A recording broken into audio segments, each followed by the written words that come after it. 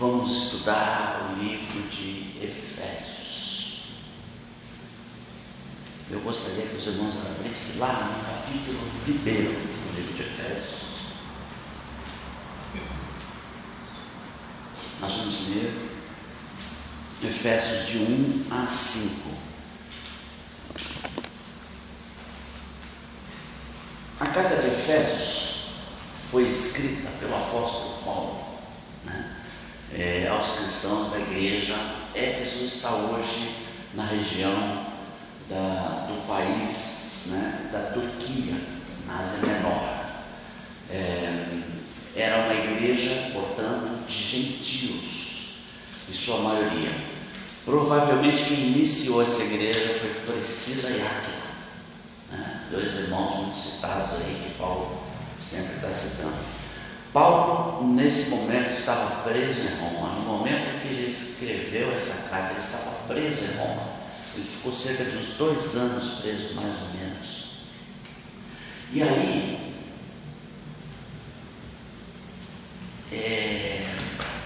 2 anos é bastante tempo para Paulo refletir na sua vida. Paulo estava livre para escrever. Paulo estava livre para ensinar. Paulo estava livre para meditar e colocar no papel coisas que ele vivenciou toda a sua vida cristã. Provavelmente essa carta foi escrita no ano 61 depois de Cristo. Ano 61 depois de Cristo. Paulo já tinha cerca de uns 30 anos servindo ao Senhor. Então ele estava assim, a gente poderia dizer, no auge da sua vida cristã.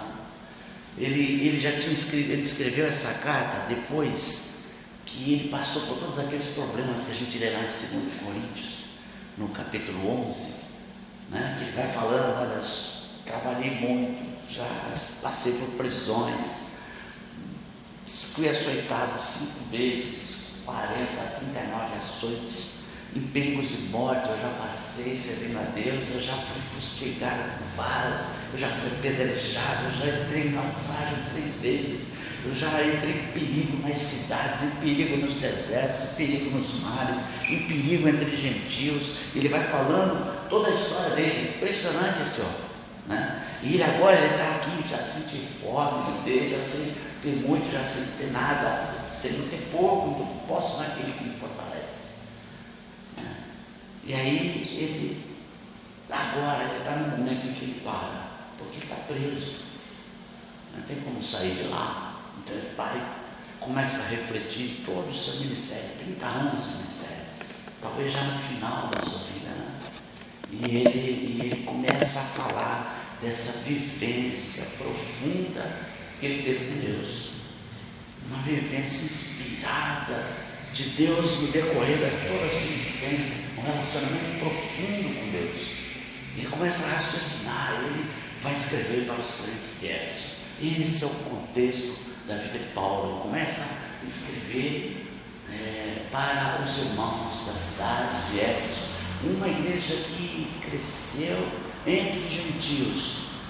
O apóstolo dos gentios agora pode falar a igreja que ele foi chamado por Deus, que é a igreja dos gentios, que até então o Deus de Israel era Israel, mas agora ele, compreendendo essa necessidade de que todas as nações glorifiquem o nome desse Deus, que é isso que Deus buscou em Jesus, e que o Messias foi prometido a Abraão para abençoar todas as nações.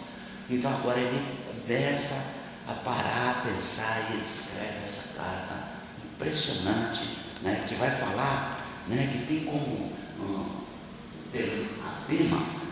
tema, exatamente a igreja de Cristo. Principal tema: qual é o papel da igreja de Cristo em relação ao mundo? Isso é Éfeso. A cidade de Éfeso era a 5ª maior cidade do Império. A 5ª maior. Cerca de 400 a 500 mil habitantes na cidade de Éfeso. Equivale a Santos hoje, Mas não em extensão, porque a gente cresce muito para cima hoje, né? Não faz os prédios, né? Então fica em extensão menor, né? Em extensão, imagina só casas, isso se expandiu bem mais, né? Então uma cidade grande, acima dela, a quinta maior, eu disse, né? Então a primeira dela, só você raciocinar, a capital do Império Roma, né? A capital do Império anterior não eram duas, eram 4 capitais, mas dentre as 4, essas duas se destacaram, Alexandria e Antioquia, eram capitais do Império Grego. Então, quando Roma domina o mundo, ele vence o Império Grego, né, de Antíoco, Epifânio, e nessa guerra ele se torna a maior potência da terra na época, em 60 antes de 60, acho, antes de Cristo. Então, a capital do atual Império, as duas capitais do Império anterior da Grécia, Alexandria e Antioquia, e 2 cidades que crescem por causa do comércio, porque estavam no meio da rota do comércio no Mediterrâneo. Então, Efésios, na Ásia Menor, e Corinto. Então, Corinto vem a ser a 4ª maior cidade do Império, uma cidade portuária, parecida com aqui a nossa região de Porto, né? São Paulo cresceu como cresceu porque tinha esse porto aqui. Eu não sei se pensa primeiro ou a galinha, né? São Paulo cresceu por causa do porto ou o porto cresceu por causa de São Paulo, eu não sei. Eu sei que essas duas coisas juntas promovem crescimento, porque o comércio se realiza. E no Mediterrâneo, as cidades portuárias, as cidades próximas, no meio de uma rota de comércio, era Corinto e Éfeso, né? Então são as 5 maiores cidades do Império. E ela não era só rica por conta de um comércio, ela era rica na sua cultura, ela era rica na sua filosofia, ela era rica na sua religião, ela tinha uma religião lá forte, né? Então essa é a cidade para a qual Paulo escreve essa carta que nós vamos ler, né? No meio da Ásia Menor, onde hoje é a Turquia, tá certo? Está localizado lá, e essas riquezas ainda estão hoje lá, algumas delas, para a gente ver, né? Então, por exemplo, eles têm lá o templo da deusa Artemis. Esse foi o maior templo da sua época. Ele foi construído em 3 a.C., né? O templo da deusa Artemis, que é a Diana dos Efésios. Eles chamavam de Diana, mas era a deusa grega Artemis. E é o maior templo, considerado como uma das 7 maravilhas do mundo antigo, né? E Paulo esteve lá, no decorrer de Atos, você vai vendo, né? Paulo esteve lá, além do templo, né? A gente sabe, um dos maiores teatros, né? Que também, na realidade, é o teatro que foi construído 3 a.C. no tempo, o teatro, desculpa, foi construído 3 a.C. esse teatro, 100 anos antes de Cristo, 3 a.C. ele foi construído, um ano antes de Cristo, 2 anos depois, ele foi reformado. Paulo pregou aí. Então vai vendo, esse teatro recebia 25.000 pessoas. 25.000 pessoas num lugar naquela época, era muita gente. Você imagina que hoje nós temos aí os estádios, né? É maior do que a Vila Belmiro, que está aqui perto da gente, cabe 17.000, né? O que você pode comparar? Maracanã, você pode comparar talvez o estádio lá do Corinthians, Itaquera, o Morumbi já um pouco mais, 80.000, Maracanã, cerca de 50.000. Então provavelmente aí, para os irmãos terem uma ideia do tamanho, mas para um grupo, para uma cidade daquela época, era muita gente. E nós estamos falando de um teatro, não é de um campo de futebol, estamos falando de um teatro de arena, né? Olha as pessoas aqui embaixo, né? Você vai ver, olha as pessoas aqui, olha o tamanho desse negócio, né? São as ruínas do teatro, né? Então essa é a cidade que você está falando. E ali você tinha tudo, né? Você tinha desde concertos, você tinha de tudo dentro desse teatro aí, apresentações de teatro, você tinha política sendo realizada ali dentro, e você tinha, por exemplo, pregação ali dentro, né? Você vê como é que é interessante. Então foi dessa cidade A cidade de Éfeso é um ponto estratégico para a expansão do cristianismo, né? Cidade que Paulo conquistou, né? para Jesus, né? Priscila e Áquila, esses irmãos conquistaram para Jesus e dali partiu. O Império Romano, ninguém sabe direito como é que chegou o cristianismo em Roma. Não foi Pedro, não foi Paulo também. O cristianismo chegou em Roma por causa de cidades como essa, como Éfeso e Corinto, porque o evangelho se esparramou e dali as pessoas se deslocavam, e a capital do império é sempre o central. E aí é que chegou o evangelho lá em Roma.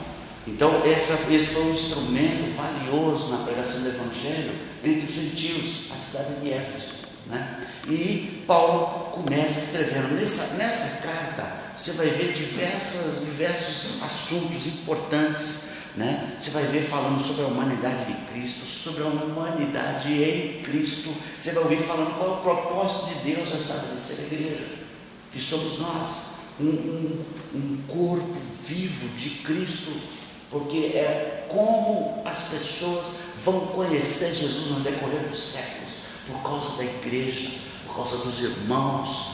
Alguns morreram no Coliseu e tantos outros foram sacrificados, foram martirizados por causa do Evangelho, e tantos outros para propagar a palavra de Deus, para divulgar a palavra de Deus, foram sendo uma forma de divulgação do Evangelho. A igreja de Cristo, o corpo, por isso que se fala que ela é o corpo vivo de Cristo, porque é a igreja que representa Jesus na terra. E é isso que Paulo vai refletir e começa a falar nessa carta. Vamos ler lá capítulo 1, versículos de 1 a 5. Diz assim: Paulo, obrigado, apóstolo de Cristo, por vontade de Deus, aos santos que vivem em Éfeso e fiéis em Cristo Jesus, graça a vós outros da parte de Deus, nosso Pai, e do Senhor Jesus Cristo. Bendito Deus e Pai de nosso Senhor Jesus Cristo, que nos tem abençoado com toda a sorte de bênção espiritual nas regiões celestiais em Cristo, assim como nos escolheu nele antes da fundação do mundo, para sermos santos e irrepreensíveis perante ele, e em amor nos predestinou para ele, para a adoção de filhos por meio de Jesus Cristo, segundo o beneplácito de sua vontade. E aí a gente começa a pensar aqui qual é o tema dessa carta, e para a gente já logo nesse início entender como é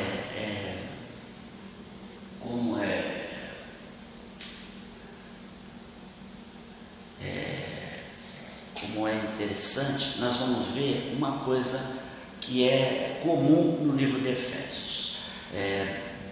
Logo no início ele chama os cristãos que estão em Éfeso de santos, e ele fala que eles são fiéis em Cristo, e essa vem a ser a palavra que vai ser uma característica. Só nesses primeiros versículos aí, a ideia de em Cristo são pronunciadas 3 vezes, em 5 versículos 3 vezes ele fala sobre isso, mas vai acontecer no decorrer de todo o livro de Efésios, vai chegar perto aí de umas 20 vezes, ele vai passar essa ideia em Cristo.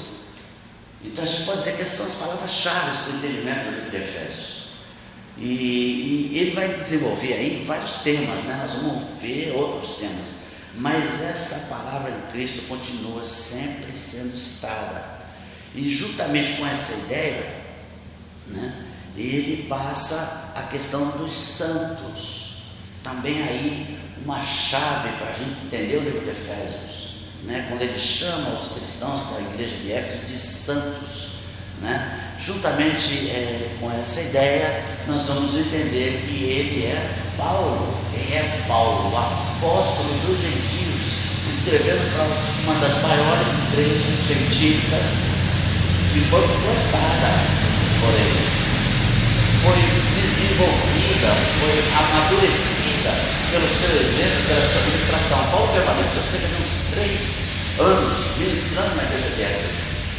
E depois de Paulo veio Timóteo, e depois de Timóteo, um pouco mais para frente ainda, João vem compor o presbitério dessa igreja de Éfeso. O apóstolo João, lá no fim da sua vida, ele vem compor a igreja de Éfeso. Então nós vamos vendo aí que essa igreja tem assim uma importância singular no início, na igreja primitiva. E aí o tema vai ficar em cima dessa situação, uma grande salvação que Deus concede ao ser humano. Ele vai falar muito sobre a salvação, e ele vai falar também que nós temos uma posição. Nós temos uma posição, e nós somos o corpo vivo de Cristo. Somos a representação da pessoa de Cristo no mundo. E olha como é importante isso. Então lá ele fala assim, aos santos que vivem em Éfeso, os santos que vivem em Éfeso, esses aí, tá? O que quer dizer santo? Tem a ver com a santidade de Deus, tem a ver com a pureza moral, é verdade. Mas quando ele chama eles de santo, né? Qualquer pessoa hoje, de qualquer religião, sabe distinguir entre santo e profano, sagrado e profano. Qualquer pessoa sabe distinguir. São objetos de culto que são separados para a adoração do Deus daquela religião. Isso é muito comum, né? Em qualquer religião a gente tem essa informação, tem esse conhecimento. Então santo é tudo aquilo que é sagrado a Deus, separado para Deus. E quando Paulo está falando isso, ele está falando justamente da nossa posição, né? Somos separados para a adoração do Deus Elohim. Somos separados na adoração do Senhor Jesus, do Deus Pai, do Deus Espírito Santo. Não somos objeto de uso comum, mas no uso de Deus, sagrado, separado. E é disso que ele está falando, porque nós não temos a pureza, mas temos a característica disso, divina, né? O fato de nós nos dedicarmos à adoração do nosso Deus. Então, nessa parte, nesse contexto, nós já vamos começando a entender que essa palavra se refere a uma posição que ocupamos. Ocupamos uma posição, não tem a ver com a experiência prática, que ao mesmo tempo tem. Tá certo? Porque nós buscamos a santidade nas nossas ações, mas não somos perfeitos. Então o apóstolo usa essa expressão em concordância com tudo que ele vai ensinar dentro do contexto da carta. E ele começa já, né? Ele já começa no capítulo 3, no versículo 3, ele já começa bendizendo Deus, ele já começa com uma atitude de adoração a Deus, né? Ele fala sobre essa questão de sermos santos, né? E ele, em seguida ele já começa, bendito seja Deus. A gente não tem essa palavra seja, né? Ele fala bendito Deus, mas é isso que ele está dizendo, bendito seja o Deus e Pai de nosso Senhor Jesus Cristo. Ele começa a adorar, porque ele sabe exatamente o que significa, porque ele vai expor isso no decorrer da carta de Efésios. Ele vai colocar isso, ele vai expor isso, e vai esclarecer aos Efésios qual é a nossa posição em Cristo Jesus. Lá em 1 Coríntios 1:2 diz assim: a igreja de Deus que está em Corinto, 1 Coríntios 1:2, a igreja de Deus que está em Corinto, aos santificados em Cristo Jesus, chamados para ser santos, com todos os que em todo lugar invocam o nome do nosso Senhor Jesus Cristo. Santo Roberto, Santo Oré, Santa Diva, Santa Suelen, santos. Em todo lugar, todos que adoram o Senhor são santos, invocam e adoram nosso Senhor Jesus Cristo. É a igreja de Deus que ele está falando.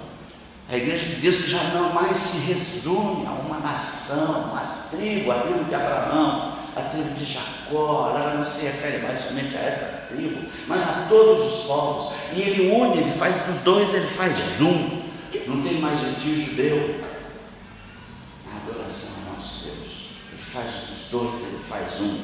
Então ele está falando exatamente isso. A igreja que invoca em todo lugar foram chamados para ser santos, para se consagrarem ao serviço de Deus, para serem objetos no serviço de culto. Percebe? É uma santidade de posição, é uma posição que nós ocupamos, e fomos para essa posição por causa de Deus ter nos declarado santos, fomos santificados perante Deus por causa da obra de Jesus. Somos santos. Deus olha para nós e vê Jesus. Impressionante, que obra impressionante de Jesus. Deus olha para nós e vê Jesus, aquele obreiro aprovado. Percebe? Então, bendito seja Deus. Tudo que Deus fez, está fazendo e fará, tem uma finalidade. Deus não perdeu o controle da história. Deus intervém, Ele não perdeu o controle da história. Agora a gente fica achando que Ele perdeu o nosso pensamento privado. Paulo está bem dizendo, porque Deus não é sem nenhum motivo explícito, é por causa do que Ele fez para a igreja de Éfeso, para as pessoas da cidade de Éfeso. Tudo que Deus faz é motivado a que as pessoas voltem à condição do homem antes da queda. Então, a salvação que está em Cristo Jesus nos traz. Jesus é o homem perfeito. Nós somos agora de uma nova geração, não mais a adâmica que escolheu o pecado, mas a de Cristo que escolheu servir o Senhor. Tudo que Ele faz é bom. Então, bendito, é isso que Paulo está falando. Deus é bendito, Pai do nosso Senhor Jesus Cristo. Ele está chamando antecipadamente os leitores a participarem desse louvor. Seja Deus bendito. Mas o que é que Deus tem feito? Na sequência do texto ele fala que Ele nos tem abençoado com toda sorte de bênção espiritual, Ele nos tem abençoado com bênção espiritual. Essa afirmação ela não é muito fácil de entender, A gente olha aqui, bênção espiritual. São bênçãos espirituais. Que são bênçãos espirituais? Dá para entender que essas bênçãos são variadas, com toda sorte de. Ela é indeterminada, inclusive, ela não é exaustiva. Paulo não foi específico, essa, 3 bênçãos, não. É toda sorte de bênçãos espirituais, E aí ele dá essa visão. Dá para entender que também elas são completas, elas não são parciais. Toda sorte, a sorte completa, a ideia completa das bênçãos. Mas quais são elas? Se a gente olhar na sequência do texto, nós vamos poder definir quais são elas. Você pega lá no versículo 4, ele fala assim: assim como nos escolheu nele, novamente a ideia é em Cristo, versículo 4. Aí você vai lá para o versículo 5: nos predestinou nele, para ele, para a adoção de filhos, versículo 5. Nele, no versículo 7, temos a redenção, Nele temos a redenção. Aí vai lá mais para frente no versículo 11, ele fala assim: fomos também feitos herança. Nós somos herdeiros, somos a herança de Cristo, somos herdeiros juntamente com Cristo, somos herança, fomos feitos herança de Deus, em Cristo Jesus. E lá no versículo 13, nele também fomos selados com o Espírito Santo. Então vai ver a atuação divina de Deus das 3 pessoas, e toda essa é a sorte de bênçãos espirituais que nós recebemos em Cristo Jesus. O que mais a gente vê aí? A gente vê que é nas regiões celestes. E aí a gente consegue definir bem as bênçãos espirituais, estar em Cristo. Mas o que são essas regiões celestes? Essa frase ela não aparece em muitas outras epístolas paulinas, mas em Efésios ela aparece bastante, né? E o que ele quer dizer? O que ele está falando com isso? Essa expressão ela é vaga, né? Regiões celestes. E no capítulo 1, versículo 20, né? Jesus está sentado nessas regiões. Observa só. No 1:20, o qual exerceu ele em Cristo, ressuscitando dentre os mortos e fazendo-o sentar-se à sua direita nos lugares celestiais. Posição de autoridade de Cristo à destra de Deus nas regiões celestiais. Opa, aí já está falando alguma coisa, só falando de autoridade universal, à destra de Deus nas regiões celestes. Eu estou falando que existem regiões onde a autoridade divina é a autoridade que de fato comanda o universo. Estamos falando de regiões, estamos falando de lugares onde a autoridade de Deus se sobrepõe. Tá certo? O texto então referenda isso aí. E lá no 2:6, você continua com a Bíblia aberta aí. E juntamente com ele, é o que acontece. E juntamente com ele nos ressuscitou. E o que ele fala? Isso aí passado, é verbo no pretérito, estou lendo direitinho. E nos fez assentar nos lugares celestiais em Cristo Jesus. Nós estamos assentados em lugares celestiais, em regiões celestes. Alguns estudiosos entendem que essa afirmação implica em uma organização, uma estrutura organizada de anjos que se estabelecem sobre o mundo num sentido de governo, de domínio sobre as pessoas. Alguns estudiosos levantam essa questão, e sobre esses principados e potestades está estabelecido o trono de Deus. Eles não fazem nada sem que Deus permita, ou se Deus interferir, impede a realização do mal. O mal tem limites. Deus estabelece limites para o mal. Isso é que a gente precisa saber. E essa posição de autoridade, ele nos fez assentar juntamente com ele nas regiões celestes. Olha só. Então nós estamos falando de uma posição que adquirimos na adoção de filhos. Presta atenção, nós estamos falando de uma situação em que eu não sou uma criatura mais, eu fui adotado como filho. A igreja é adotada como filho, percebe? Então essa posição de autoridade, nós precisamos dela. Pedro fala sobre ela, somos embaixadores em nome de Cristo, nós somos autoridade, porque nós precisamos de autoridade para proclamar o Evangelho. Se eu continuasse como criatura, eu estava subordinado às hostes malignas. Não estou subordinado ao treinamento, estou subordinado às ordens do rei. Percebe? Posição de autoridade no mundo espiritual. Você já enfrentou situações sobrenaturais no mundo espiritual? Complexo. Autoridade precisamos para proclamar o Evangelho, para proclamar o nome de Jesus, e portanto a proclamação do que? Da glória de Deus. Não é para a proclamação da salvação. A salvação vem em consequência disso.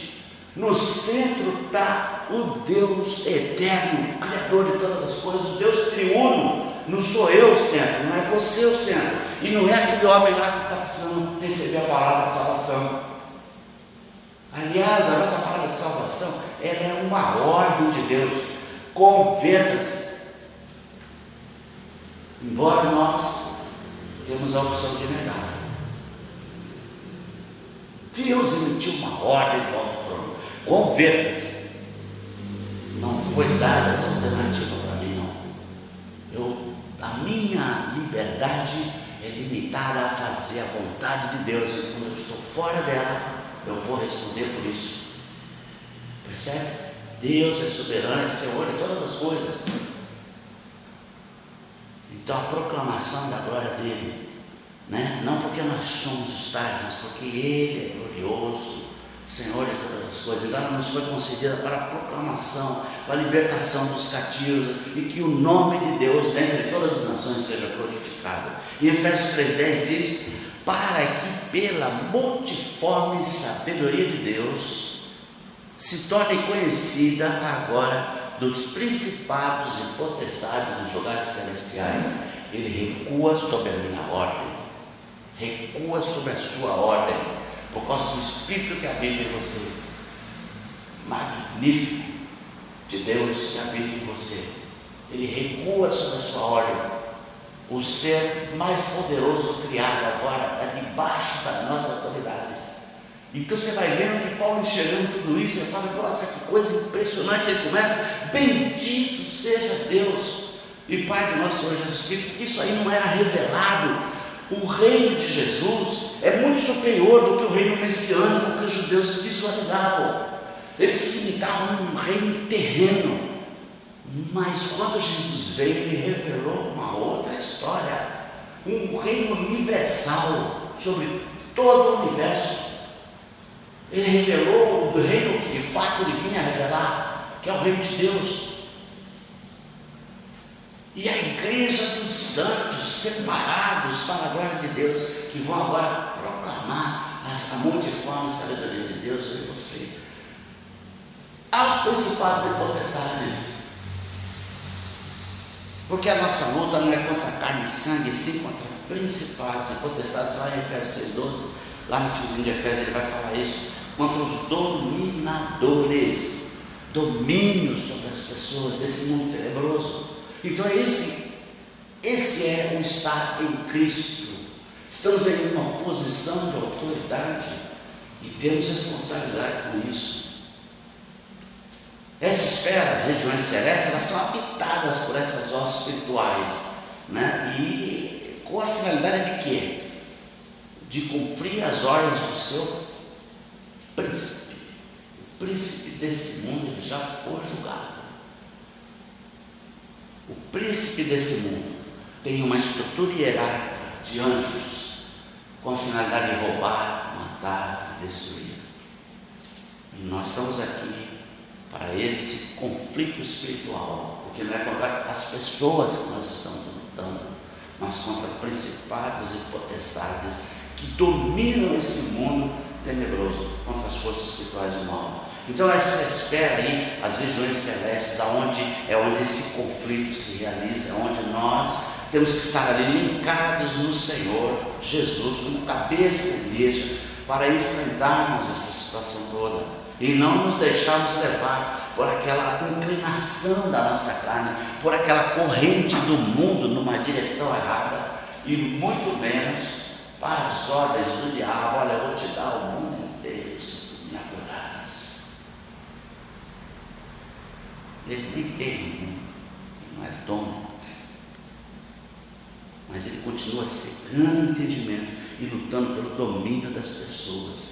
E é onde nós somos colocados, no meio do conflito, como o corpo vivo de Cristo.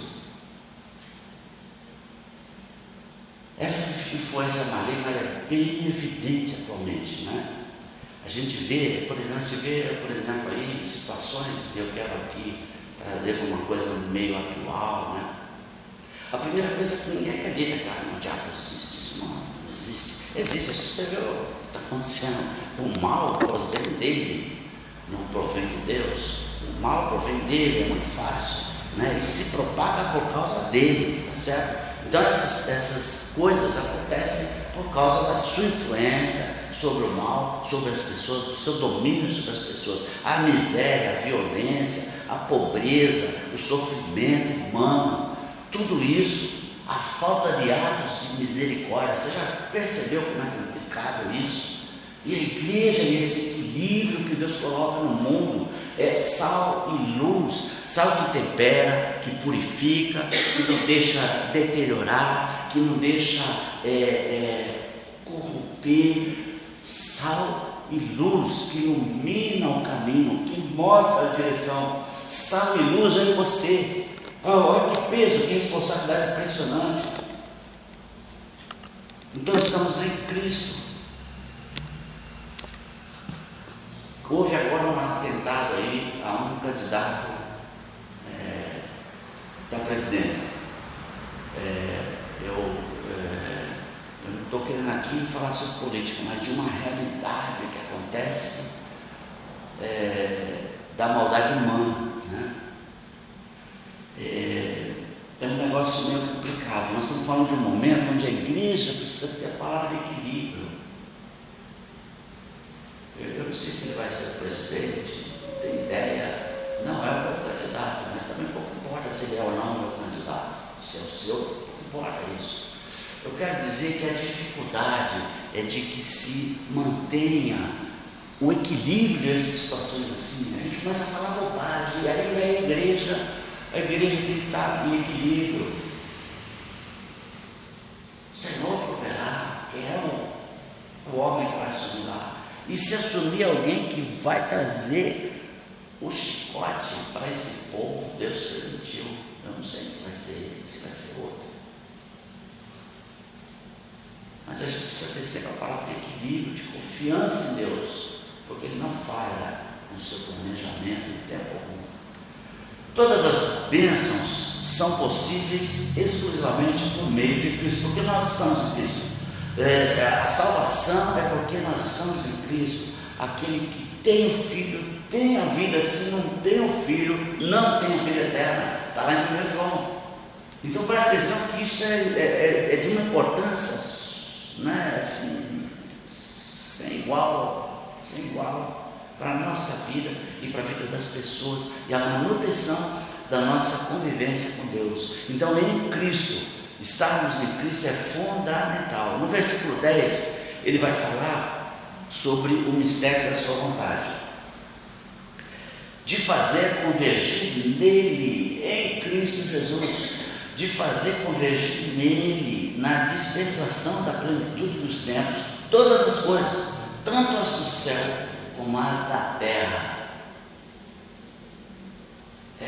Quando você fala nesse negócio da plenitude dos tempos, não é só aqui, outros textos falam também, ele está falando de um momento auge, é o auge da história humana. A figura de Jesus é o auge da história humana. Eu não sei, talvez eu pensasse, não seria melhor Jesus vir hoje, porque ele ia pregar o evangelho, ia sair em todas as televisões do mundo inteiro e ouvir. Às vezes a gente pensa assim, mas a gente não tem noção da realidade, a gente não tem os dados de Deus. A Bíblia diz que a plenitude dos tempos é quando Jesus veio, ele veio na plenitude dos tempos. Quando a gente começa a avaliar, nós temos isso aqui, né? Escrito na língua mais rica da história da humanidade, o grego morto, não é o grego falado na Grécia hoje, o grego morto, a língua mais rica da história da humanidade.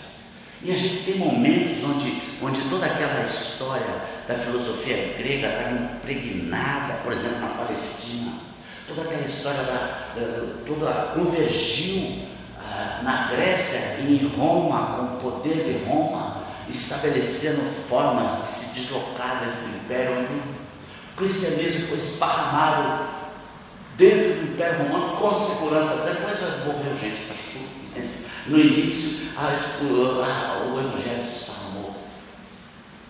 O ponto inicial para a igreja chegar até os nossos dias e nos alcançar. A gente não tem noção, e nem sei mais que noção. Tem muita coisa aqui entre o céu e a terra que a gente não tem a menor noção. Então a plenitude dos tempos que Jesus veio é essa. Em Cristo, fazer convergir nele todas as coisas, e não é só aqui na terra, mas também no céu. Então essa expressão em Cristo ela vai ser encontrada em diversos textos aí do livro de Efésios. Você vai ver aí no decorrer essa ideia de fazer convergir em Cristo, nele, todas as coisas, expressa uma ideia que é insondável. Há uma união mística através do Espírito de Deus entre o crente e o Senhor Jesus. uma união em Cristo, estar em Cristo. Há uma união mística que eu não tenho noção dos seus limites. Cristo e os crentes, Cristo e a igreja. A Bíblia fala de que ela é a noiva de Cristo. Aliás, o livro de Efésios diz que a igreja é a noiva de Cristo. Há uma união mística nisso que eu não consigo entender plenamente. Esse em expressa muito mais do que a gente consegue compreender. Então essa união mística de Cristo com o cristão, do cristão com Cristo, esse é o mistério de Deus que Paulo recebeu e olhou e falou: opa, peraí, tem que pegar o Evangelho para que essa igreja se estabeleça, para que a união se complete na vida humana. Por isso precisamos receber Jesus em nossas vidas. Por isso que a gente precisa orar e falar: Senhor, eu não sei se todo mundo aqui já recebeu Jesus. Para pensar sobre isso. Porque se você não convidar Jesus a entrar na sua vida, ele não entra. Ele não é o diabo. Ele não enfia o pé na porta e não entra pela janela. Ele não invade a sua vida. Você precisa receber Jesus como Senhor e Salvador. Se você nunca fez isso, faça. Vá para casa, faça uma oração: Jesus, eu quero receber. Não tem problema, eu estava na igreja lá, não entendi direito, agora estou entendendo, eu quero receber o Senhor Jesus na minha vida. Declara isso. Deus não invade a vida de ninguém, mas Ele não deixa de proferir a verdade para você todo o tempo. A sua ordem expressa o seu decreto em receber Jesus como Senhor e Salvador. Então essa união começa quando nós aceitamos Jesus e recebemos Jesus como Senhor. E aí vai até agora. É como mais ou menos política, é coisa difícil de falar, né? É como a política, é coisa complicada, né? Eu vou falar sobre o aspecto que é como a política. Quando eu voto no deputado, ele me representa no poder. Quando eu recebo Jesus, ele me representa diante do trono. Percebe isso? Ele me representa diante do poder universal. Ele me representa. Tá certo? É exatamente isso. E agora ele pode legislar sobre a minha vida. Ele pode legislar sobre a sua vida. Ele pode regrar a sua vida. E ele faz isso. E a palavra dele regra a minha vida e a sua. Porque eu me submeti ao seu senhorio. Percebe? Faz toda a diferença. No capítulo 1, do 13 até o 14, a gente vai observar a Trindade atuando na nossa salvação, né? Com Jesus, com Deus e o Espírito Santo na nossa vida. Nós vamos ver a vontade de Deus Pai, a redenção do Filho e o Espírito Santo garantindo a nossa herança como penhor, como selo da nossa salvação. Eu não preciso ter dúvida de que eu já estou ressuscitado, porque é decreto divino e não volta atrás daquilo que ele fala, naquilo que ele profeta. O pleno propósito de Deus vai sendo revelado dessa forma através da igreja. Tá? No versículo 4 fala que o amor de Deus, versículo 4 diz que o amor de Deus, mais uma vez, em amor, Ele nos predestinou para o seu Filho Jesus. Mais uma vez está aqui declarado o que é responsável, qual é o atributo de Deus responsável para sermos salvos. Assim como lá em João 3,16, né? O amor de Deus envia o seu Filho. O amor de Deus, ele vai falar aqui no 4. Santos e repreensíveis perante Ele, e em amor nos predestinou para Ele, e ser achado nele.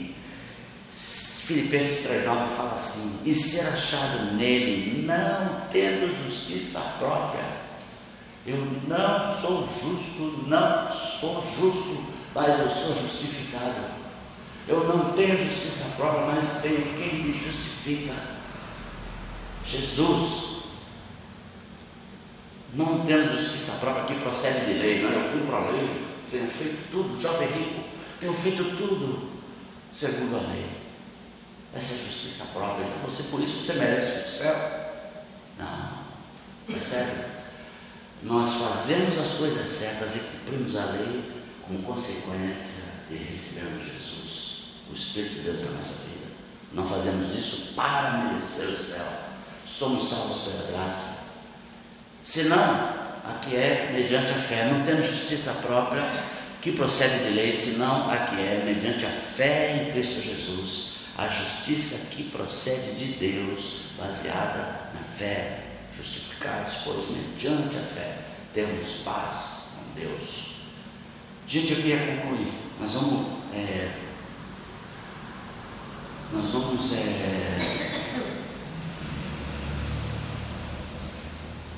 somos declarados santos. Somos declarados santos. Então nós somos santos porque fomos declarados santos por causa de Jesus. Mas nós, pela santificação, somos livres e vamos sendo libertos do poder do pecado. O pecado já não tem poder sobre a nossa vida. E o processo de santificação nos leva a uma atuação aprimorada da vida de Deus em nós. A cada dia a gente deve mortificar o velho homem, coisa que nós já vimos aí alguns estudos atrás, e renovar um novo homem segundo Cristo. Despojar o velho homem e renovar o novo homem. Nesse processo a gente deve exercitar a nossa fé, que é garantia contra o mundo que está numa direção contrária. A gente fica em dúvida. Isso tem que ter fé. Eu fico em dúvida, eu vejo todo mundo andando naquela direção, eu estou na outra. Eu preciso ter fé em Deus, crer na sua palavra, crer no Senhor Jesus e não tomar a forma do mundo. Romanos 12. Não vos conformeis, não toma a forma do mundo. Creia em Deus, na sua palavra, creia em Jesus Cristo, seu Filho. E a gente deve andar no Espírito, andar praticando as obras do Espírito e não as obras da carne. Tudo isso é um processo, jamais satisfazendo a concupiscência da nossa carne. E devemos nos sujeitar a Deus e resistir o diabo. Ele vai fugir. A tua autoridade e a tua posição é superior a ele. Incrível. O que Deus fez na sua obra. Como é que você tem lidado com essa sua posição? Você tem feito barbaridades por aí. Às vezes a gente faz bobagem, né? Mas Deus nos permite arrependimento. Deus nos permite a confissão. Sim. Confessarmos os nossos pecados. Ele é fiel e justo para nos purificar de toda justiça. Como é que você está lidando com a sua posição em Cristo Jesus? Essa é a nossa pergunta para reflexão nessa noite. Amém. Senhor Deus, quero colocar diante de Ti a Tua palavra e pedir, Deus, misericórdia para a nossa vida. Fala o nosso coração, muda a nossa vida. No nome de Jesus, grava a Tua palavra no nosso coração. Queremos Te servir. Em nome de Jesus é que nós oramos. Amém.